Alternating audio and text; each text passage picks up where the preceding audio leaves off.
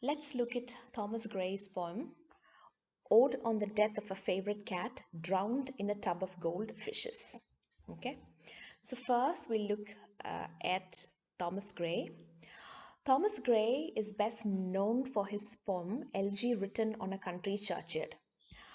The poem is an elegy in name but not in form. It employs a style similar to that of contemporary odes, but it embodies a meditation on death and remembrance after death. Now, why does he talk? Why is he so interested in death? Because his ruminations on death is understandable, as he was the only surviving child of 12 children. Okay, so out of the 12 children that his parents had, he was the only surviving child. So it's understandable why he thought of death so much. And later in life, he was grieved by the death of some of his close relatives and the almost fatal attack on his friend Horace Walpole by two highwaymen. Although he was immensely popular as a poet, he wrote only 13 poems in his lifetime. Okay, that is interesting. Although he was extremely popular, he just wrote 13 poems in his lifetime. Ode on the Death of a Favorite Cat Drowned in a Tub of Goldfishes is a poem written in a lighter vein. This the style of poetry or this style of poetry is often called mock heroic. This poem, Ode on the Death of a Favorite Cat in a Tub of Goldfishes, is based on an actual incident that occurred in the house of a friend of Grace. This friend, that is Horace Walpole. Okay, Arana friend, Horace Walpole Anna friend. This friend or Horace Walpole had two pet cats, both of them female. The cats had been given the names Selima and Zara. Gray, in the course of a visit to his friend's house, had seen these cats. Some time later, the friend had written to Gray, that is Horace Walpole, had written to Gray, informing him about the death of one of the cats, naming the cat which had died, and adding that the cat had accidentally been drowned in the tub of water in which the friend had been keeping some goldfish.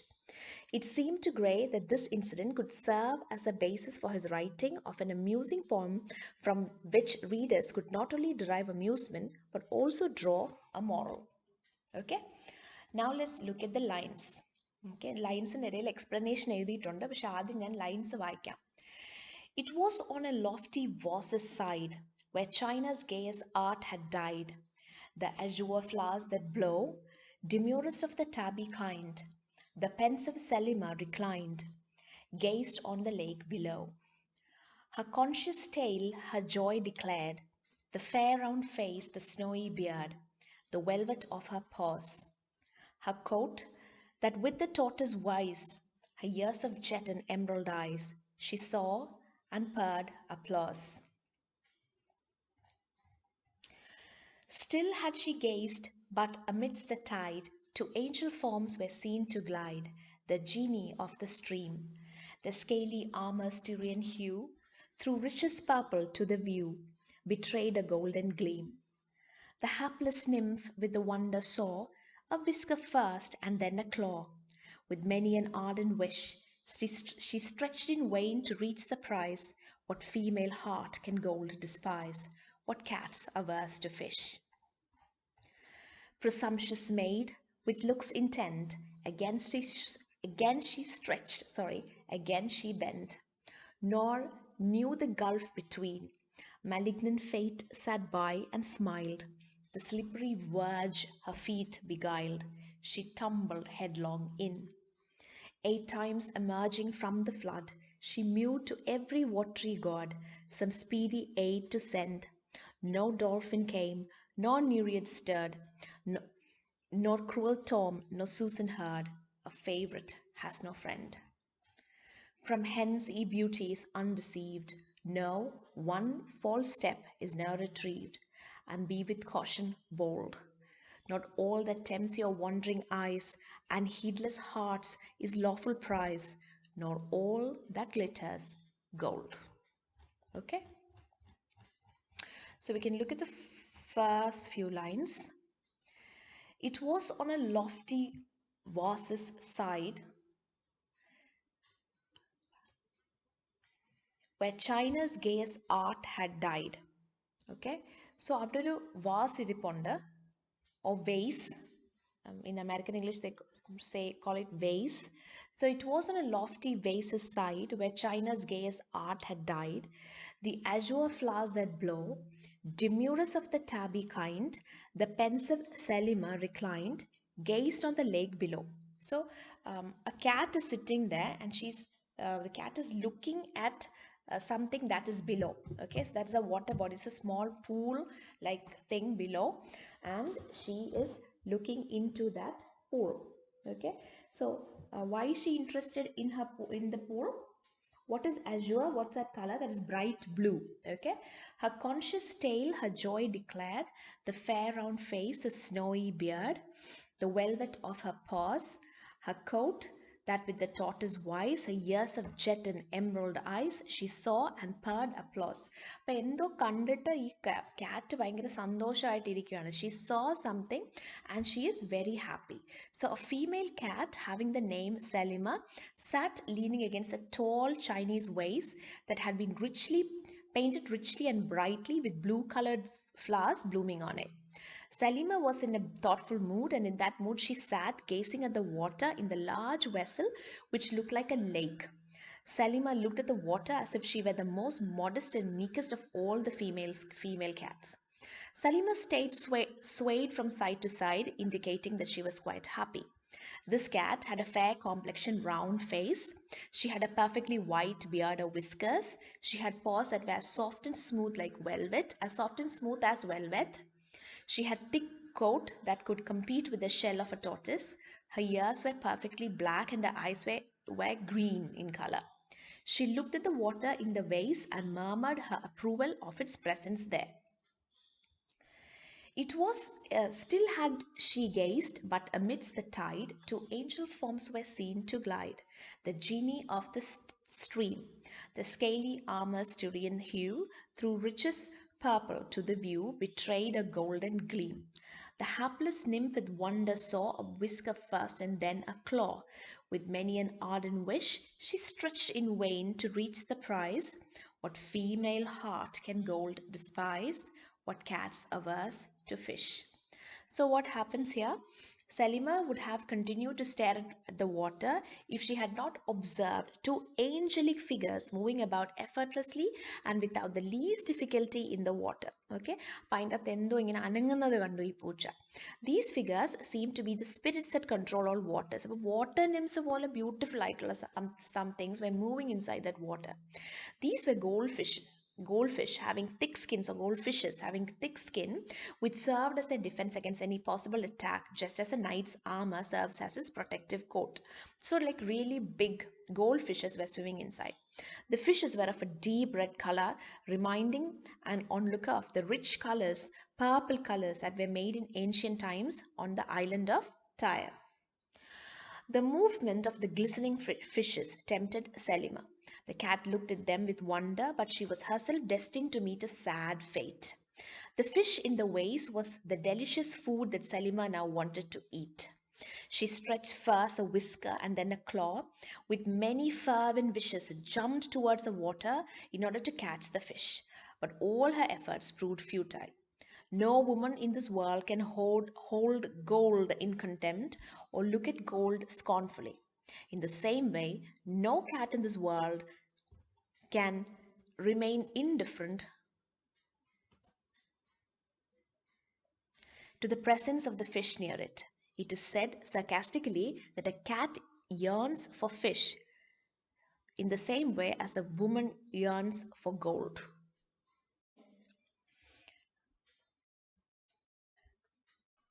The next stanza.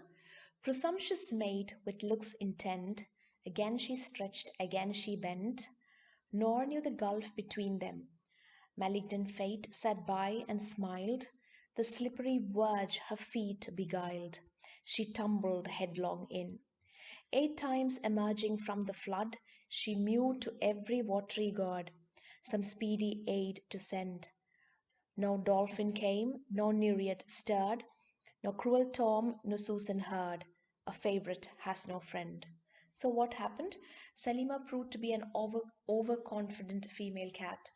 With eyes looking at the fish fixedly and purposely, she once again stretched a whisker and a claw towards the fish, not realizing that a deadly amount of water stood between her and her intended prey. Fate was at the time hostile to her, and Fate smiled with amusement to see what Salima was doing.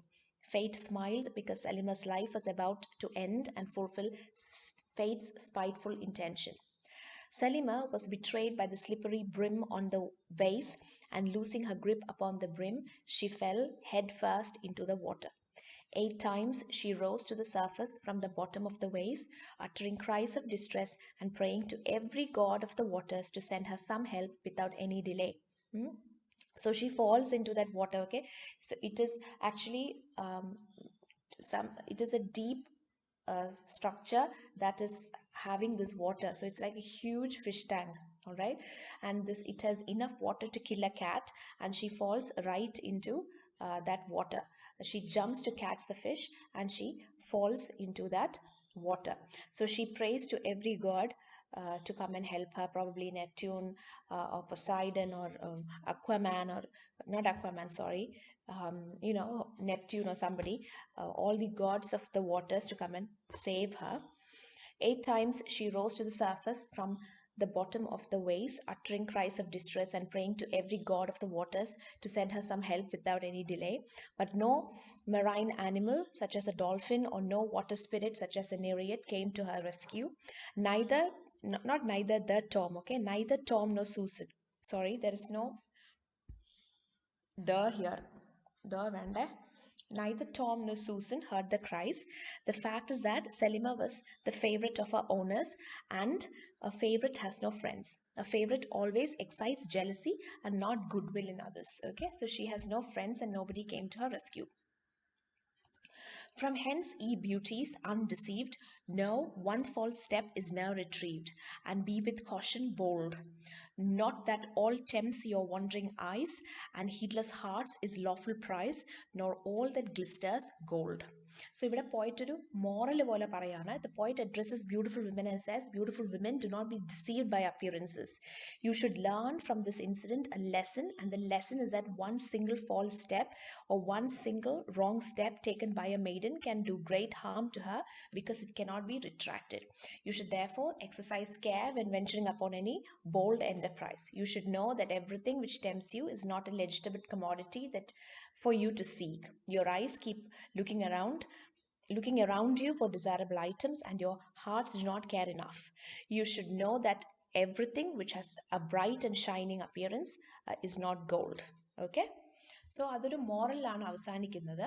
From hence ye beauties undeceived, no one false step is now retrieved, and be with caution bold. Not all that tempts your wandering eyes and heedless hearts is lawful prize, not all that glitters gold. Okay. So here the poet reminds us of the line from Shakespeare, from The Merchant of Venice, which was written in 1596, that all that glisters is not gold. അപ്പോൾ അതാണ് ഇവിടെ ആ ലൈനാണ് ഇവിടെ ഉപയോഗിച്ചിരിക്കുന്നത്.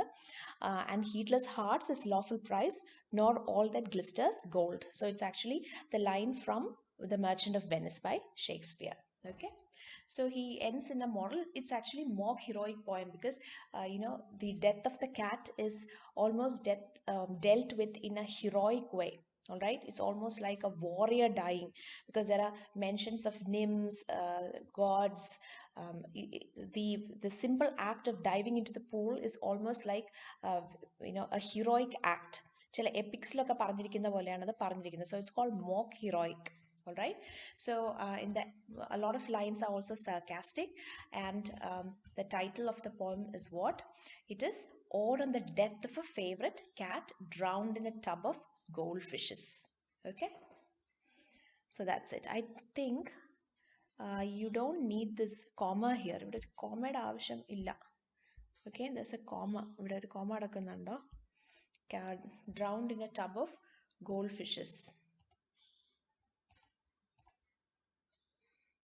So that's it. Okay, so read the lines again and please go through this note. Thank you.